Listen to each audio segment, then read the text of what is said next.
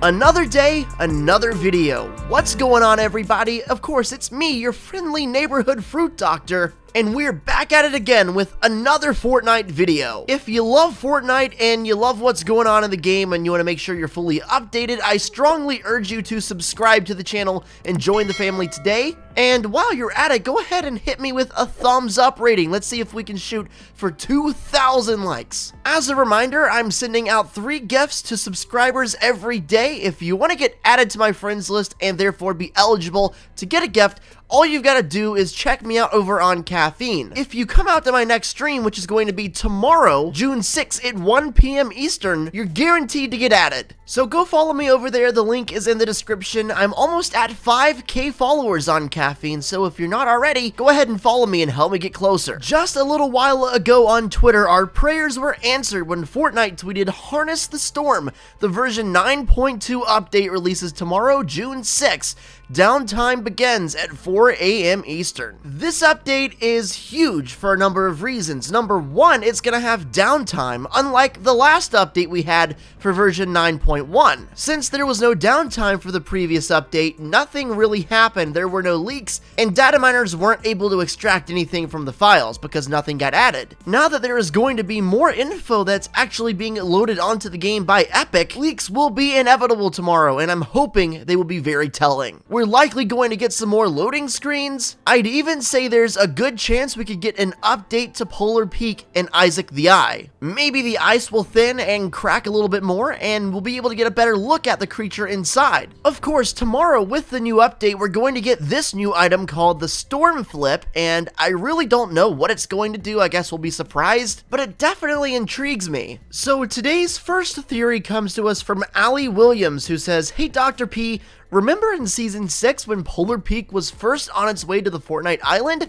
There was a light that went on and off during the night, but according to the Ice King, the castle was frozen. So how would somebody be able to turn the light on and off? Possible plot hole." Let's rewind to the tail end of Season 6 when we saw that ice storm out at sea and we saw the iceberg coming closer every day. We knew something was going to happen. Now, what Ali is referencing here by saying the light turned on and off can be summed up by this screenshot. As you can see, it is the tip part of Polar Peak, the only part of the castle that was visible initially, still very far off in the distance, but the light is turned on. Some kind of light's turned on in there. We know that the Ice King said the ice was never supposed to thaw. By knowing that, we also know that the Ice King woke up midway through Season 7, so by the time the iceberg was floating in at the end of Season 6, he was still fast asleep and completely frozen. That rules out any possibility of him turning the light on, so the question now becomes,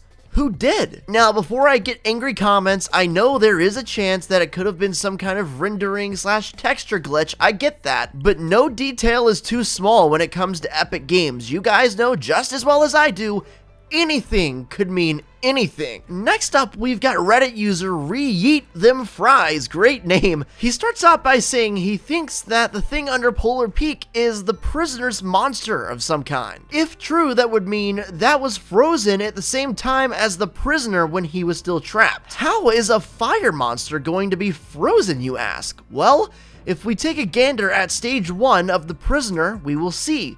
He has ice all over him, so I think that the monster purposefully melted the prisoner free to get Ruin to help him make the volcano erupt. This theory brings up a great point that I really hadn't considered yet. The very first stage of the prisoner is indeed covered up with ice. There is no sign at all of fire being associated with this guy. Of course, as you level up his tiers and as you get to the next phases of his progression, more and more fire and flames appear around him, but his base form has none. So I guess my question is, how did he escape? What caused everything around him to melt? We've already established that his base form, the form he was trapped in, most likely doesn't generate any heat. Not to mention the entirety of the snow biome is obviously cold enough to sustain all of the ice and snow. It's not melting away. right now at Polar Peak, it's not melting. Nothing is melting. It's just cracking. Big difference. So, if the temperatures at Polar Peak and surrounding areas have always been cold enough to sustain snow and ice, but we know the inside of the castle melted, but nothing else, not the actual iceberg, just the snow on top covering the castle, and the dungeon room where the prisoner was being held captive, the only thing left to explain it, and the only thing I could think of, is there was some kind of supernatural force there, purposefully melting him free. Maybe the prisoner found a way to do it himself, but what I find more likely is the creature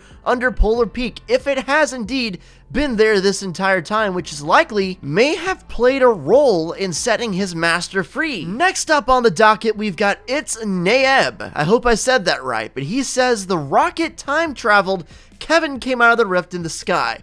What if the rift led to the future and the Vault Keeper made Kevin and stored herself inside him, and right before he exploded, he dropped her out? The rocket back in Season 4, of course, launched by the Visitor, most likely was a form of time travel. I mean, it created all sorts of rifts in the sky, probably tore through the space-time continuum a bit. Wherever the Visitor was going back to, it was not in this universe. We don't know where he went back to, we don't know how far into the future or the past he might have gone. All we know is after he disappeared, it created a giant rift in the sky, and not long after, out popped Kevin. Since that same rift served as a portal for both the rocket's exit and Kevin's entry, the assumption can be made that the cube came from wherever the Visitor went. Maybe that was in the past, maybe it was in the future. Really, we have no clue. I would personally tend to lean towards the future because his outfit, as you can see,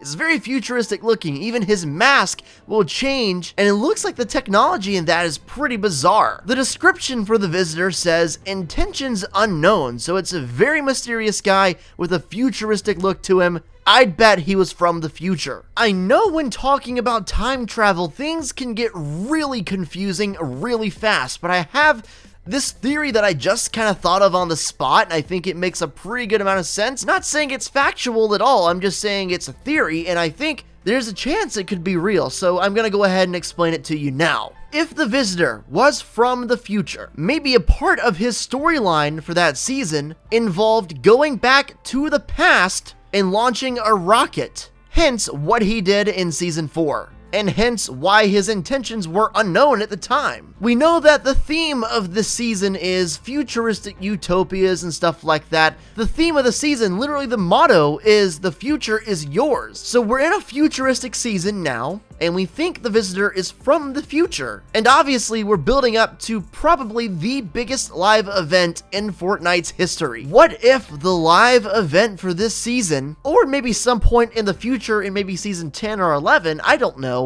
involves the backstory behind why the Visitor had to come back and launch his rocket, because clearly there was a reason. Maybe we couldn't understand it and couldn't grasp it back in Season 4, and really, still now, but if we get more information and the Visitor makes another appearance in the future, it would help to clear up so much of our backstory. As you guys know, there's a lot of unanswered questions still about the cube, about the Visitor, about almost everything in Fortnite actually, and we know the Visitor was the one who started the cycle of the whole storyline. If this theory were true, it would help so much in finally helping to piece together what's been happening for the past 6 seasons. Maybe it will all finally make sense to us. This is all coming at a time where we're about to enter double-digit seasons, you know, going from 9 to 10. Also, we know that Fortnite wrote out the entire storyline from Season 4 to Season 9.